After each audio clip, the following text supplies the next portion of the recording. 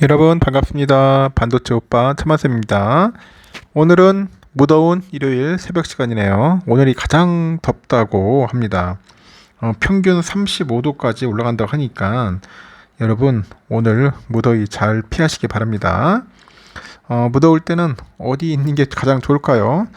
요즘 보니까 막 커피숍이나 카페 같은 데도 많이 가던데 하여튼 그런 데 가서 차 한잔 마시면서 시원하게 독서를 하든지 편하게 멍 때리는 거 좋은 것 같아요. 멍 때리는 거. 커피 마시면서 멍 한번 때려보세요. 친구가 있으면 좋은데 여러분 이런 이야기가 있더라고. 주변에 친구가 없을수록 잘 살고 있다는 증거랍니다.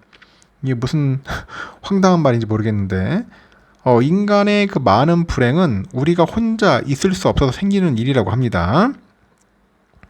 그 사교성이란 그 지성과 반비례한다고 하네요. 여러분이 누군가에게 비사교적이라는 말을 듣고 있다면 여러분은 똑똑하고 뛰어난 사람이라는 뜻이라고 합니다. 지적으로 뛰어난 사람은 고독으로 두 가지 이점을 얻어요. 첫 번째는 자기 자신과 시간을 보내면서 이 성장할 기회를 얻습니다. 둘째는 다른 사람들과의 그 불필요한 만남을 피하면서 혼자만의 자유를 얻는다고 하죠. 그 사람을 만나는 일은 수많은 고통과 위험을 얻습니다. 그래서 우리는 다른 사람들의 그 기대에 맞추려고 노력하면서 아주 지치고 불필요한 갈등에 휘말리기도 해요. 관계는 결국 마음을 불안하게 하고 불행을 불러온다는 거죠. 그래서 사교적인 성격은 도덕적으로 문제가 있거나 지적으로 둔감한 사람들과 어울리게 만들 수 있습니다. 비사교적이라는 것은 이미 많은 것을 가지고 있어서 굳이 사람을 만날 필요가 없다는 거예요. 그래서 비사교적인 사람은 큰 행복을 누릴 수 있다는 겁니다. 그래 관계라는 것은 많이 맺을수록 우리는 외로움과 배신감의 그런 고통 속에서 살아가면서 끝없이 실망하고 상처받는 존재가 될 수밖에 없다는 거죠. 따라서 외로움을 자연스럽게 받아들이고 타인에게 의지하기보다는 이 스스로의 강인함을 키워나가는 거에 더 중요한 겁니다. 스스로의 강인함, 멘탈 키워야 돼요. 사람은 왜 불행해질까? 왜 불행해질까 생각할까요, 여러분? 왜 불행할까요? 이 고독할 줄 모르기 때문인 거야. 나이가 들수록 혼자 지낼 줄 알아야 행복해진다는 겁니다. 나이 드신 분들 혼자 지낼 줄 알아야 돼요. 좀 공감 갑니까? 공감이 되는지 모르겠는데 하여튼 그 이야기 속에는 뭔가 뼈 때리는 그런 의미가 있어요. 그러면은 또 삼성과 다양한 관련된 이야기들 여러분들에게 전달드리도록 하겠습니다. 애플이 그 태국을 배경으로 해가지고 만든 광고 영상이 있어요. 이 광고 영상이 부정적으로 연출됐다는 그런 비판을 받다 보니까 결국 영상을 삭제한 뒤 사과를 했어요. 애플은 3일날 성명을 통해서 태국의 문화와 낙관적인 면모를 보여주고자 했는데 이 광고가 태국의 오늘날 모습을 제대로 표현하지 못한 점을 사과한다. 악의는 없었으며 영상은 더는 공개되지 않는다. 이렇게 고개를 숙였다고 합니다. 이 방콕 포스트 등 태국 언론들에 따르니까 애플이 언더독스 시리즈의 5번째 단편 영화인데 아웃 오브 오피스라는 게 있는가 봐요. 이거에 대해서 사과를 한 겁니다. 앞서서 애플은 지난달 18일 여행에 지친 직장인 그룹이 애플의 다양한 제품을 사용해서 세계를 탐험하는 모습을 유쾌하게 담고 있는 그런 해당 영상을 유튜브를 통해서 인전 공개를 했는데 이 영상은 태국 방콕과 그 라용 지역에서 촬영됐고요. 현지 업체와 협력을 해가지고 제작된 것으로 알려져요. 그런데 애플 기기를 활용해서 문제를 해결해 나가는 모습을 보여줬는데 태국인들의 공감을 사지는 못했습니다. 영상에서 낙후된 공항과 좁고 더러운 호텔, 낡은 버스, 택시 등 이런 부정적인 모습만 연출됐다는 이유입니다. 또 다소 우스꽝스럽고 단정치 못한 복장과 그런 표정의 태국인들의 모습도 비난을 샀죠. 현지 누리꾼들은 더는 존재하지 않는 환경을 현재처럼 왜곡했다.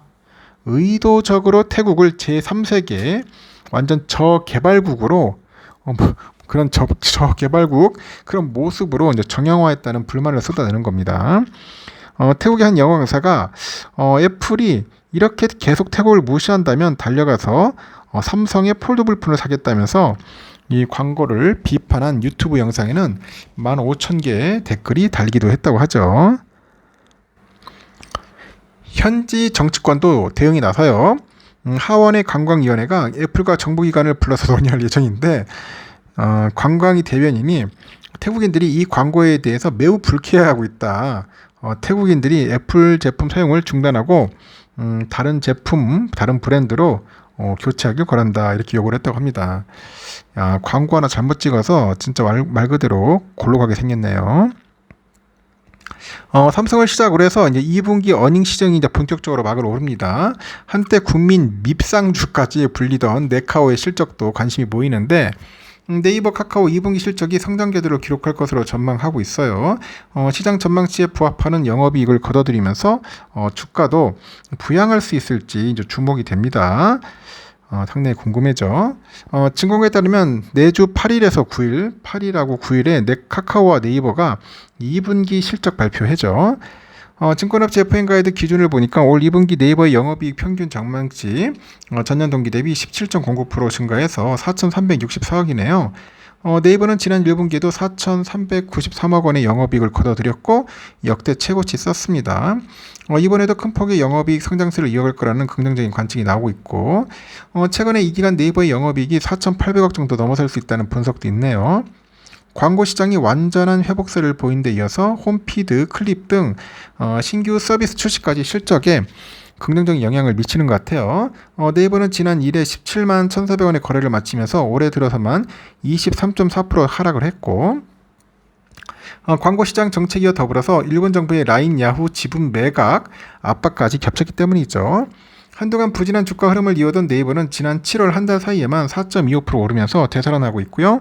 2분기 높아진 시장 기대치를 충족하는 실적을 달성하면서 주가도 본격적인 상승 궤도로 이어갈 수 있을지에 대한 투자들의 관심이 모입니다.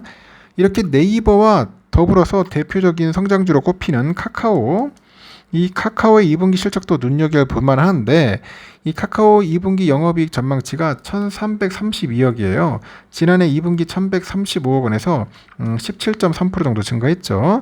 앞서 1분기 카카오는 전년 동기 대비 92.2% 증가한 1,203억 정도 영업이익을 거둬들였지만은 시장이 컨센을 밑돌았고 광고 커머스를 제외한 이 사업부들의 성장성이 전반적으로 하락한 데 따랐습니다. 이번에도 시장이 눈높이에 부합하는 실적을 내놓지 못하면은 실망감도 크겠죠. 지난 2일 카카오가 39,500원, 550원이죠. 거래를 마치면서 올해 들어서 27.1% 빠졌고 지난 23일 카카오는 SM 엔터테인먼트 인수 과정에서 주가를 조장한 의혹으로 이 창업자 김범수 경영쇄신위원장이 구속에 4만 원 선도 내줬습니다. 이후 주가는 좀처럼 39,000원대에서 반등하지 못하네요. 하여튼 카카오의 경우는 그 테크핀 컨텐츠 모빌리티로의 확장성이 밸류에이션의 근거였으나 최근에 부각되는 사법 리스크, 자회사 지분 매각 가능성이 플랫폼의 그런 확장성을 제한하는 요인으로 꼽힌다고 합니다. 그래서 당분간은 그렇게 썩 좋지는 않을 것 같네요. 최근에 잇따라서 발표된 미국 빅테크들의 실적을 통해서 천문학적인 AI 지출 공포가 확인되죠. 이뿐만 아니라 내년까지 지출 증가세가 꺾이지 않을 거다. 그래서 각 회사 그 재무 담당자들이 예측이 나오고 있어요. 해당 기업 주식을 산 투자자에게는 지출 증가에 따른 수익성 악화 등 인내심을 흔드는 이슈인데 데이터 센터 서버 수요 증가 등 한국의 반도체 기업인 삼성과 하이닉스에는 어깨춤을 출 뉴스라고 하죠.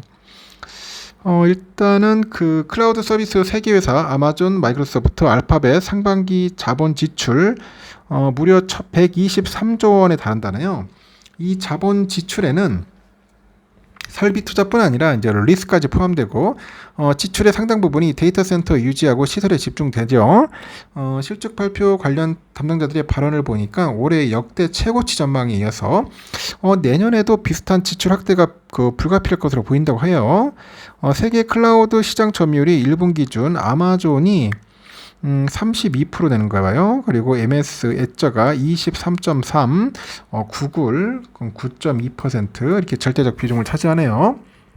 아마존은 1분기 140억 달러에 이어서 2분기에 176억 달러를 집행해서 상반기 316억 달러를 쓴 것으로 나타났고 일단은 AWS의 클라우드 부분의 투자가 갈수록 커지는 데 따른 건데 아마존의 그 최고 재무 책임자가 상반기 데이터 센터 투자에만 한 305억 달러 지출됐다고 밝힙니다.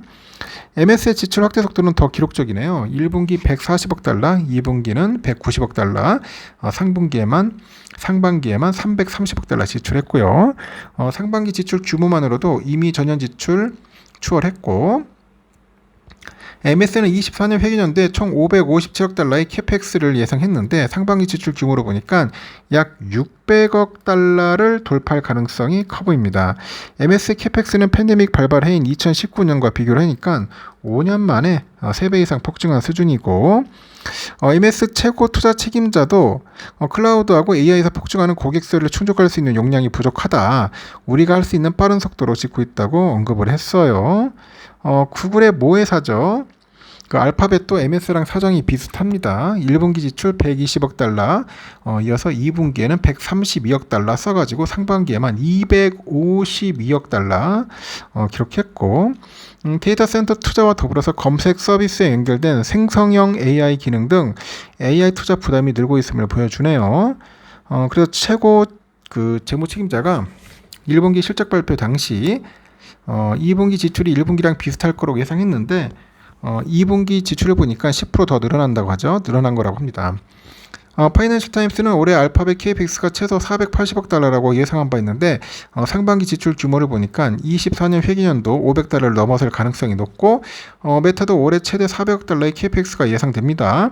올해 지출을 최대 400억 달러로 예측하면서 메타는 내년 지출 속도에 대한 전망도 언급을 했고, 비록 구체적인 수치를 제시하지는 않았는데 자사의 AI 연구하고 제품 개발 노력을 지원해야 한다 합니다. 이를 위해서는 상당한 자본 지출 확장 예상된다고 하죠.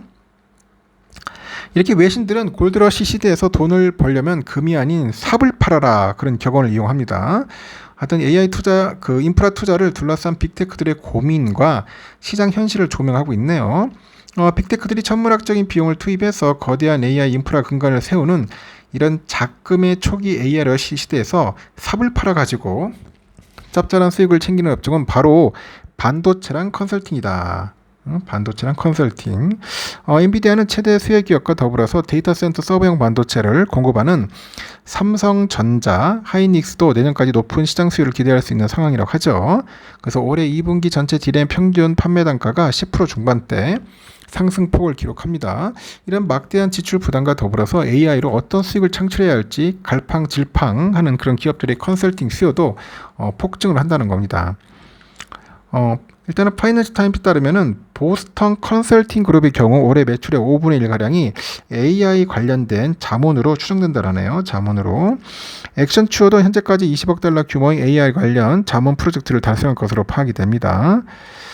한편 미국 클라우드 서비스 3사의 해외 데이터 센터 투자 흐름을 보니까 아시아 시장에 대한 선택과 집중이 나타난다고 합니다. 하여튼 이렇게 얘들 데이터 센터 쪽에 관심을 많이 갖는 것 같아요. 데이터 센터. 하여튼 설비 투자 많이 할 것 같고, 지출을 많이 한다고 하니까 결국 삼성전자랑 하이닉스는 좋아질 수밖에 없습니다. 여러분. 좀 주가 좀 빠졌다고 해가지고 너무 우울해하지 마십시오. 언젠가 다 돌아오게 되어 있습니다. 그때까지 우리 멘탈 관리 잘하면서 잘 극복해 봅시다. 무더위도 극복하고 주가 폭락도 이겨내고 할 게 많죠. 일단 여기까지 하겠습니다. 여러분 좋은 하루 보내시고 다음 시간에 또 뵙도록 하겠습니다. 감사합니다.